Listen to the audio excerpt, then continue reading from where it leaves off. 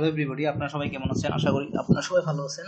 সম্প্রতি ব্যবজাতে একটা সার্কুলার প্রকাশিত হয়েছে, সেখানে 4 পদে নিয়োগ আছে। একটা হচ্ছে সিনিয়র স্টাফ নার্স, আর একটা হচ্ছে আইটি অফিসার। এখানে সিনিয়র স্টাফ নার্স 10ম গ্রেড এবং আইসি অফিসার 10ম গ্রেড। সিনিয়র স্টাফ নার্স কারা অ্যাপ্লাই করতে পারবে? যারা হচ্ছে 3 বছর মেয়াদী নার্সিং ডিপ্লোমা থাকবে, নার্সিং কাউন্সিল হতে রেজিস্ট্রেশন প্রাপ্ত হতে হবে। আর আইটি অফিসার হতে গেলে আপনার কম্পিউটার সায়েন্সের ডিপ্লোমা লাগবে।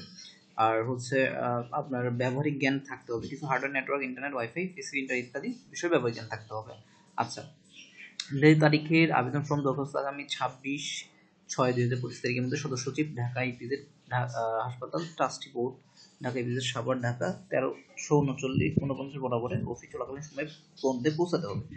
অত্র অফিসে সরাসরি কোনো দরখাস্ত গ্রহণ করা হবে না। উল্লেখিত তারিখের পর প্রাপ্ত আবেদনপত্র সময় বাতিল করে গণ্য হবে। আবেদন নমুনা ব্যবজা এর ওয়েবসাইটে পাবেন, ব্যবজা.gov.bd জানতে পারবেন।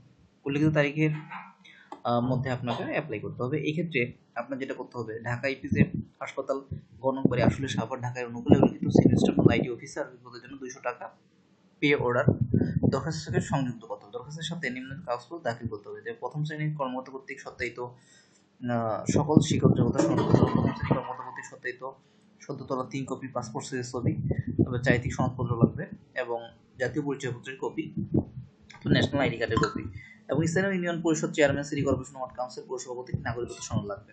আর যদি অভিজ্ঞতা থাকে তো অভিজ্ঞতা সনদ দিয়ে দিবেন। আচ্ছা, আপনার দ্রুত তাহলে অ্যাপ্লাই করে নেন। এখানে লাস্টে দেখতে পাচ্ছি যে 26 জুনের মধ্যে, তো আজকে 19 তারিখ, আপনারা দ্রুত অ্যাপ্লাই করে নেন যারা হচ্ছে যে আইটি অফিসার এবং নার্সিং এ অ্যাপ্লাই করতে চাচ্ছেন। ধন্যবাদ সবাইকে, ভালো থাকবেন। এরকম আরো সুন্দর ভিডিও পেতে আমার চ্যানেলকে লাইক করবেন, সাবস্ক্রাইব